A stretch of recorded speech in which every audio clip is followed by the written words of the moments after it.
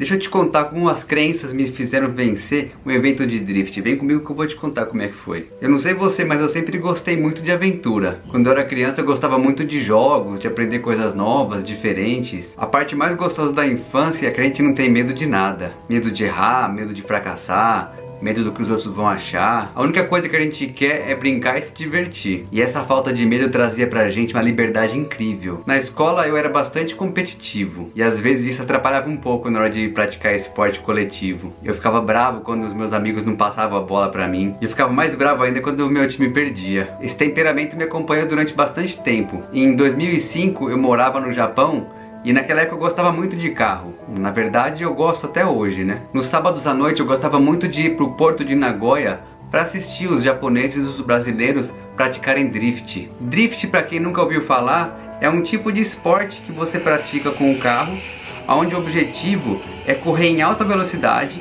com bastante angulação nas curvas, soltando um monte de fumaça com os pneus e fazendo muito barulho. Quando eu vi pela primeira vez eu achei aquilo o máximo. Eu era muito jovem na época e eu ficava bastante empolgado com tudo aquilo. Eu passava horas vendo aqueles carros fazendo aquelas manobras incríveis. Alguns carros passando bem pertinho, quase tocando o guarda-reio com para-choque, aquele barulho de pneu cantando, a fumaça subindo. Eu vi naquilo um grande desafio para mim. Era algo que eu nunca tinha experimentado na minha vida até aquele momento. E o que mais me atraía em tudo aquilo é que era um esporte individual, ou seja, o resultado só ia depender da minha habilidade. O meu irmão é um cara incrível para mexer com carro. Ele tem muita habilidade com mecânica, com motor, e naquela época ele também estava começando a praticar drift. E foi aí que eu vi uma grande oportunidade na minha frente. Eu pensei comigo, já que o meu irmão sabe mexer com carro e está praticando drift, eu vou comprar um carro para mim e vou pedir para ele me ensinar a fazer drift. E algum tempo depois, tava eu lá com o meu carro prontinho para poder fazer drift. Eu já me imaginava fazendo aquelas manobras incríveis. A adrenalina subia só de pensar em tudo que eu ia poder fazer. Eu passando com o para-choque pertinho do guarda-reio, igual via o pessoal fazendo. O coração quase saía pela boca de tanta empolgação. O meu irmão começou a me ensinar a praticar drift. Ele me levava no estacionamento no porto de Nagoya e lá eu comecei a praticar. Depois de mais ou menos um mês,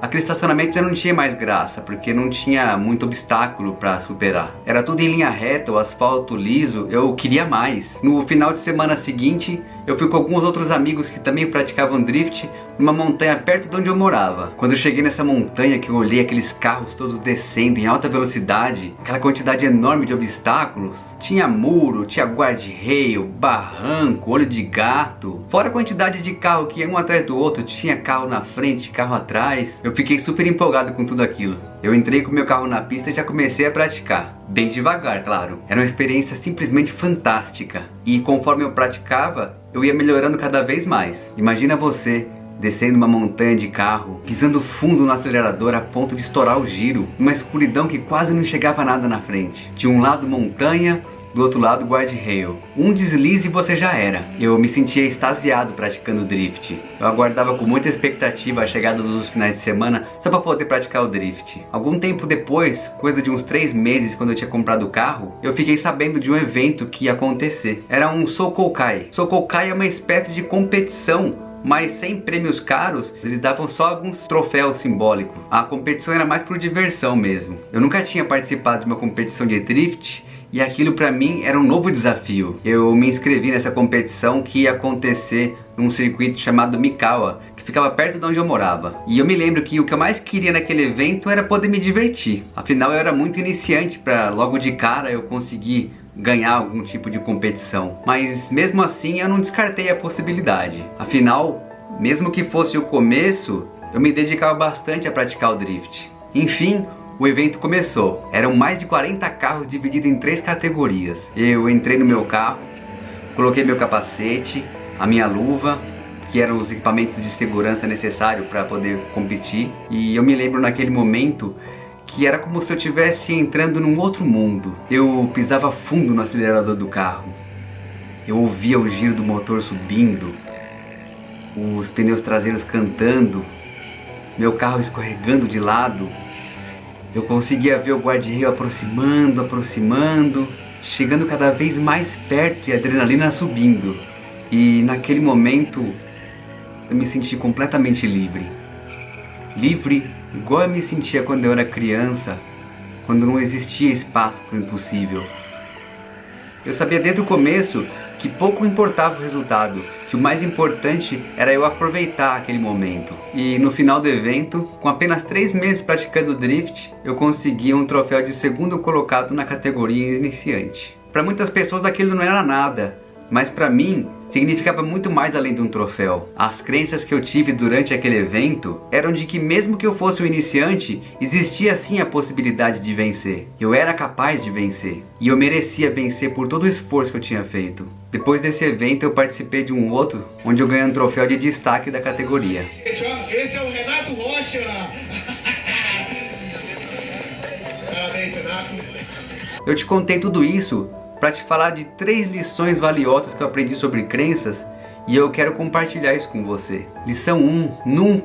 Nunca permita que ninguém diga a você o que é possível ou não fazer. Quando eu me inscrevi nesse evento, eu escutei muitos comentários de pessoas próximas a mim dizendo: não sei o que vai fazer nessa competição se nem aprendeu a fazer direito. Tem gente muito melhor do que você lá. Possibilidade não é competência. A gente acredita que algo não é possível quando na verdade apenas não sabemos como fazer. Todo mundo tem limitação, é claro, mas não sabemos quais são os nossos limites. Você só vai descobrir os seus limites quando atingi-los. Lição 2. Não permita que ninguém, nem mesmo você, diga para os outros que você não é capaz de fazer algo. Às vezes a gente se desqualifica quando não acreditamos que podemos fazer algo. Mas crenças não são fatos nem verdades. São apenas os melhores palpites que a gente tem naquele momento. Você ainda não atingiu o limite do que você é capaz. Mantenha a mente aberta. Jamais diga para os outros que você não é capaz de fazer algo, mesmo que você acredite que não pode. Nós temos o hábito de assumir com mais facilidade aquilo que a gente faz mal do que aquilo que a gente faz bem. Algumas pessoas acabam confundindo isso com modéstia,